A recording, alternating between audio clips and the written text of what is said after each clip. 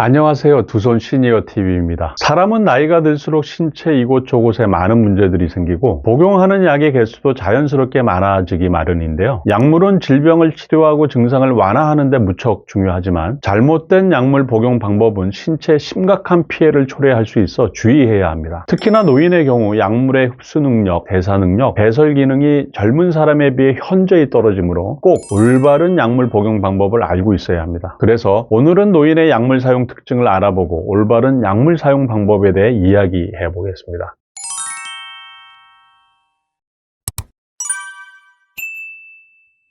노인의 약물 사용에 대한 특징. 일반적인 노인의 경우 여러 만성질환으로 많은 약물을 사용한다는 특징이 있습니다. 또한 노인이 되면 스스로 건강 상태가 나쁘다고 생각하고 불편한 증상에 대해 인내심이 부족해지며 약물에 의존하여 질병을 치료하려는 성향이 강해집니다. 그러나 나이가 들면서 위산 분비가 감소하게 되고 약물이 흡수되는 속도와 양 역시 감소하게 되어 약물의 효과가 늦게 나타납니다. 신장으로 가는 혈류량 감소로 순환 혈류 내에 약물이 축적되어 약물 중독 위험이 증가합니다. 약의 상표나 지시사항을 읽고 이해하는 능력이 감소하여 약물에 대한 올바른 판단을 할 수 없어 약물을 부적절하게 사용할 수 있습니다. 부적절한 약물 사용 지식은 노인에게 신장 기능 저하, 사망 등 치명적인 문제를 초래할 수 있으므로 주의해야 합니다. 올바른 약물 사용 방법 원칙. 복용하는 약물의 효과를 알아야 합니다. 의사와 약사가 제시한 적합한 약, 정해진 양, 올바른 복용 방법, 정해진 시간, 올바른 경로로 복용하는지 확인합니다. 약물의 부작용 등이 있는지 확인합니다. 비처방약도 복용하기 전에 의사와 상담해야 합니다. 다른 사람에게 처방된 약을 절대로 복용해서는 안 됩니다. 쉽게 구입할 수 있는 비상약은 상시 구입이 가능하다는 것을 알려줘야 합니다. 자신의 신체적 문제, 주치의, 약물 알레르기 반응, 현재 복용하고 있는 약물에 대한 최근 기록을 잘 보관해놔야 합니다. 진료나 건강 상담을 받을 때마다 평소 복용 중인 약물을 적은 메모를 사전에 제시하여 적절하게 처방받도록 해야 합니다. 노인의 올바른 약물 사용 방법. 첫째, 복용하던 약을 의사의 처방 없이 중단하면 안 됩니다. 약을 중단하기 위해선 먼저 의사와 상담을 진행하도록 합니다. 처방을 무시하고 임의로 조절하여 정해진 약보다 적게 복용하거나 많이 복용해서는 안 됩니다. 둘째, 약은 되도록 미지근한 물과 함께 먹도록 합니다. 약을 술이나 탄산음료, 우유, 녹차, 커피 등 물이 아닌 음료와 먹으면 효과가 떨어지거나 부작용이 발생할 수 있으므로 물과 함께 먹는 것을 권장합니다. 약이 쓰다고 하여 임의로 다른 것과 함께 복용하면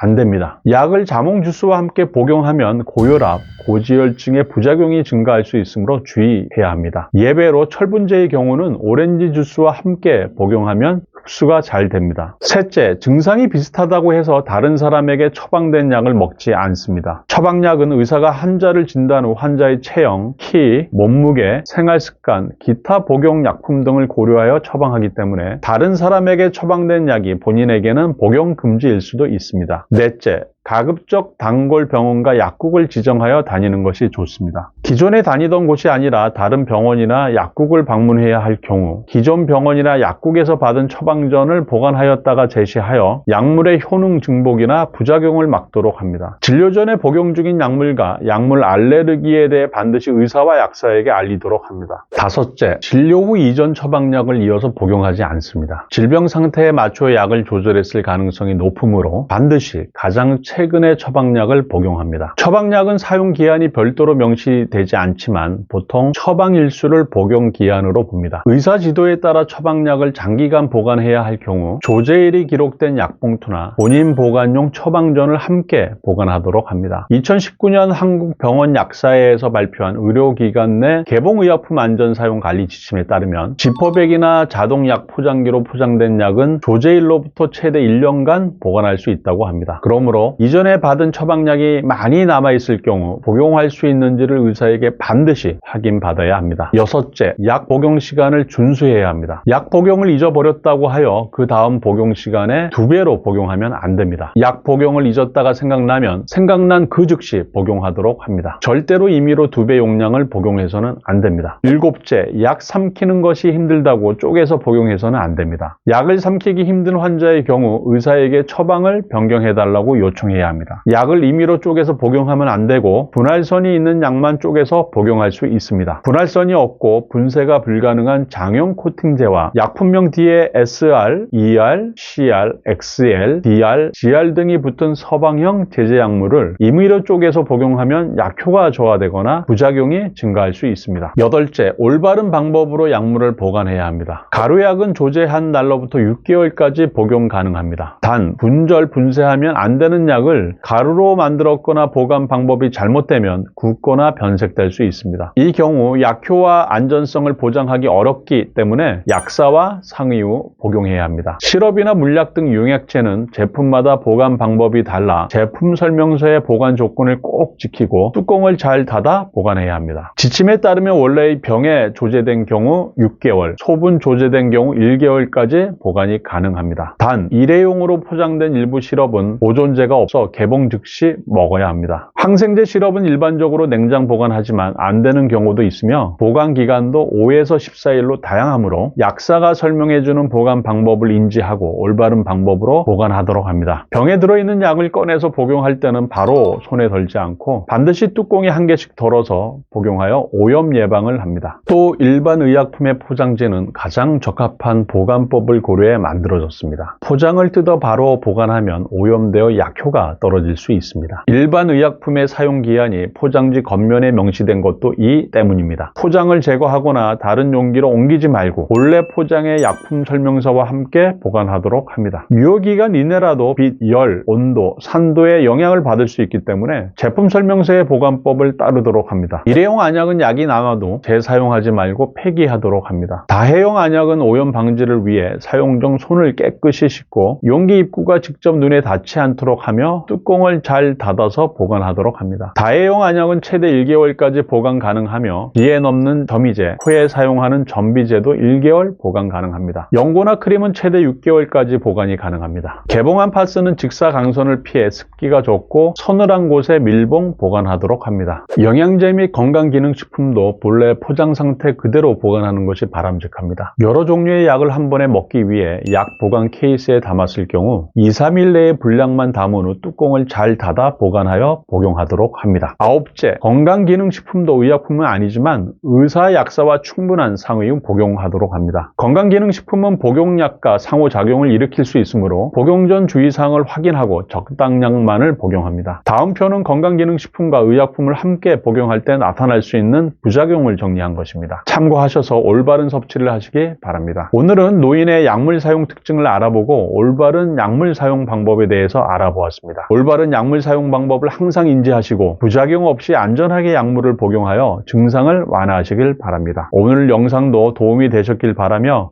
구독과 좋아요 부탁드립니다.